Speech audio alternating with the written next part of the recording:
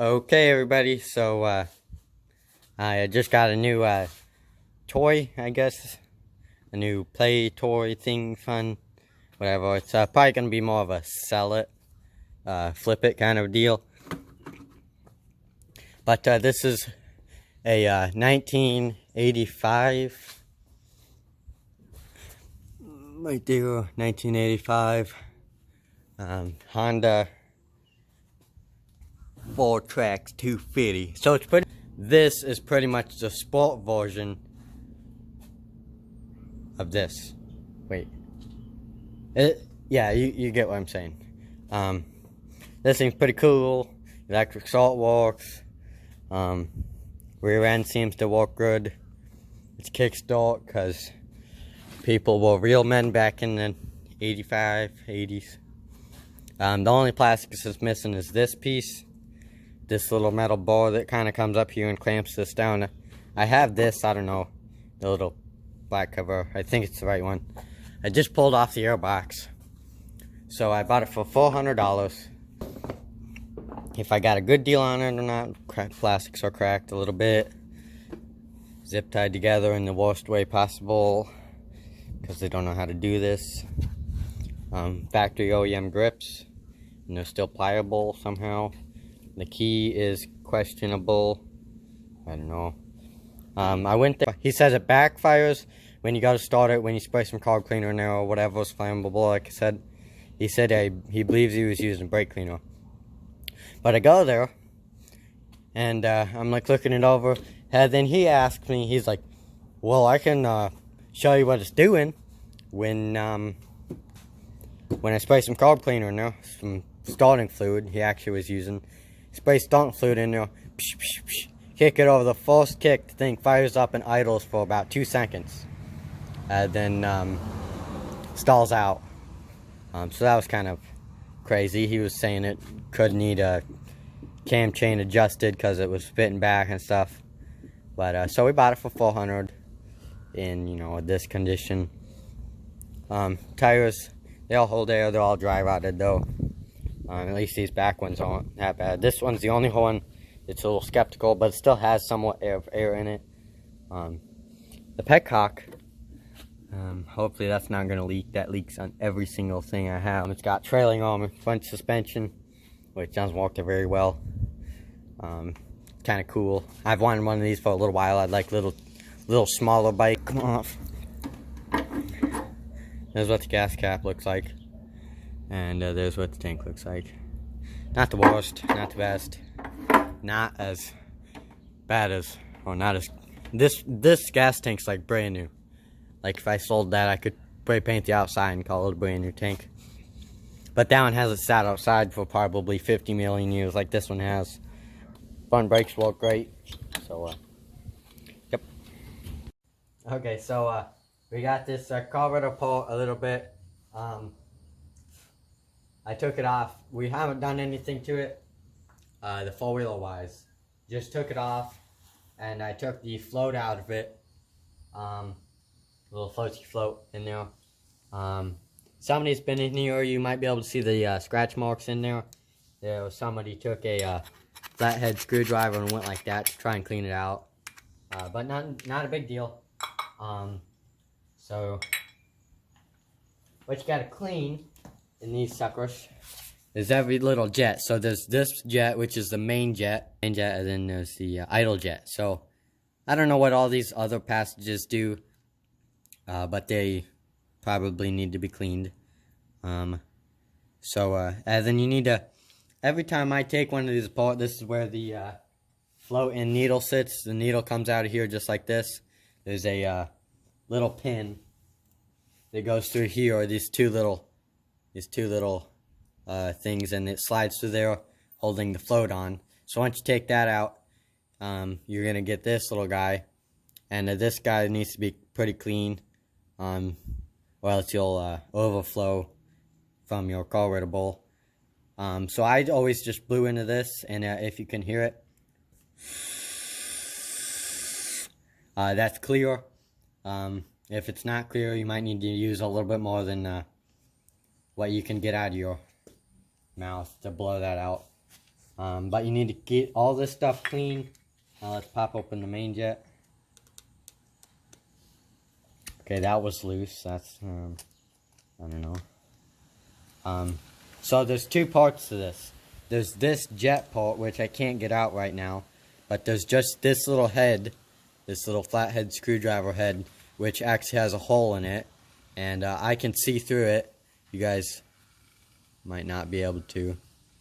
Oh yeah, there it is. There's a hole in there. And then these little suckers right here, you gotta have all those holes right there. You can see through them. Those all have to be clean. You can't just clean this. This has to be clean. And this, like I said, was probably already taken apart and cleaned by somebody else. And then that goes right in there. Just like that. Then, okay. Okay, well, I got to go get another flathead screwdriver for that. But that's not a big deal. So you take these out. Make sure they're cleaned up. Don't oversize them, or else you'll screw with the carburetor tune.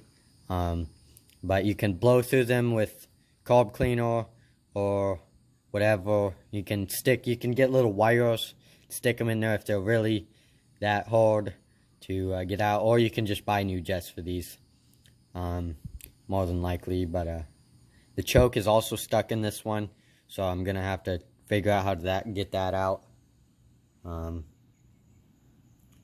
So yeah, but everything already works. The throttle works, so we're just gonna get all these cleaned out, which, like I said, they're more than likely already cleaned out. And I wouldn't really suggest using carburetor cleaner on these. If you take the jets out and you blow the carb cleaner in there, that's fine. But don't spray, try not to spray a bunch of carb cleaner over here, because carb cleaner, even though it's for carburetors, it eats rubber parts bad. So this little gasket in here, if you soak this in carburetor cleaner for days, this will rot out and become useless, just like the tires do when they sit in the sun. So, yeah. So try not to use that. You can use WD-40 or gas in a can or whatever. Starting fluid, maybe that might work too. But just clean it up. You don't normally have to get into these. Like I said, this works and everything. All these little plunger things work. So you don't have to get in there. But yeah, that's where we're gonna end this little clip. See you guys later.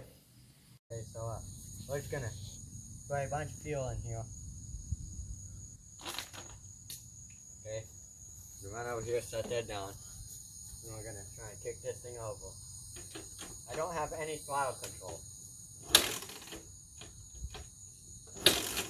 I didn't realize that was a bad idea.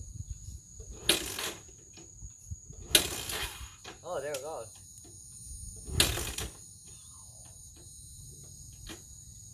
Gotta put on a different shoe.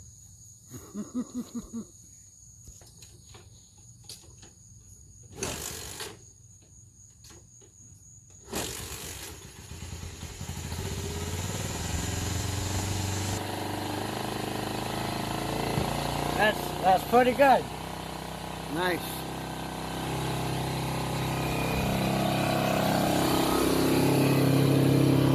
She's smoking a little bit, it looks like.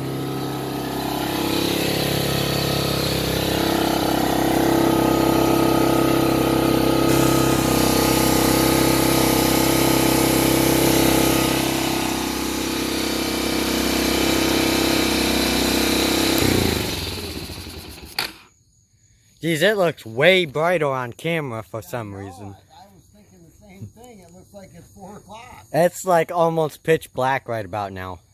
Like we can. That's how much light the camera picks up. Yeah, it took a little bit bigger boot, so we got it running. Took a couple kicks. That wasn't idling. It's all screwed up. You had no throttle control. Yeah, I didn't hook up the throttle because I didn't know if it was gonna start up. I was gonna need to take it off, but the float leaks a little bit. What about the choke? Did you get that unstuck? No, I didn't. That's another probably reason it was. Idle and high because it was choked. It's probably still stuck. So yeah, this thing's pretty cool. We're gonna be riding it tonight, right? No, it's too late tonight. It's about 8:30, so I'm just gonna button it up a little bit more for tomorrow. As in, I don't know, we might go for a ride tomorrow, so I'll see you when I'm back on it. Okay, everybody, so that's pretty much the end for this video. We're probably gonna do some riding footage of it along the way. You know, like I said, this is the end of this video, so stay tuned to watch that video if you would like to. But here's pretty much the finished project. We painted all the racks and everything, both of them at least. So those are going to be on there. We're going to scrape these fenders, make them look red like they were. Going to put a new seat cover on it. Probably won't get this plastic piece, probably too expensive. And the headlight doesn't work. But we got it running like you saw. It runs and drives and works great, other than stupid drippy carburetor. I'm gonna get a new carburetor for it anyway, because the choke was seized in it pretty bad and I wasn't able to get it out, so I just hammered it in so that it would run no choke until I got a new one anyway.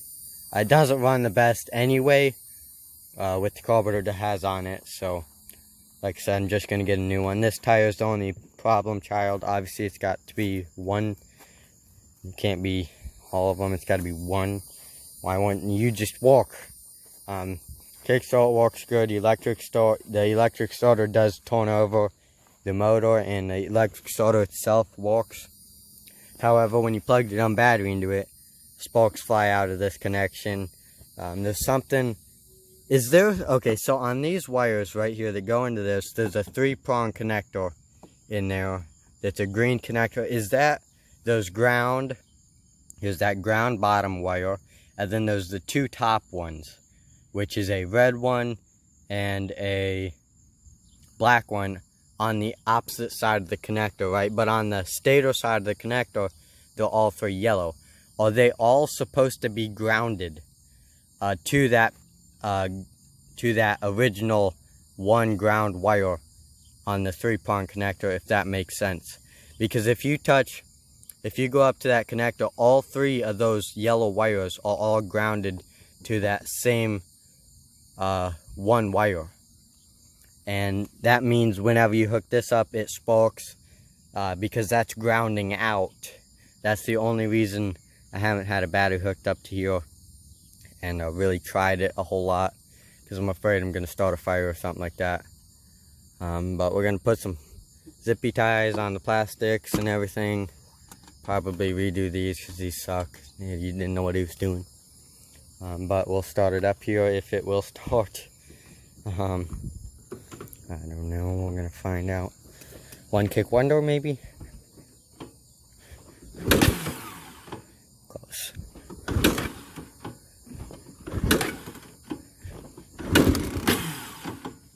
This thing has so much compression, I can pretty much stand on it, so we'll try this one.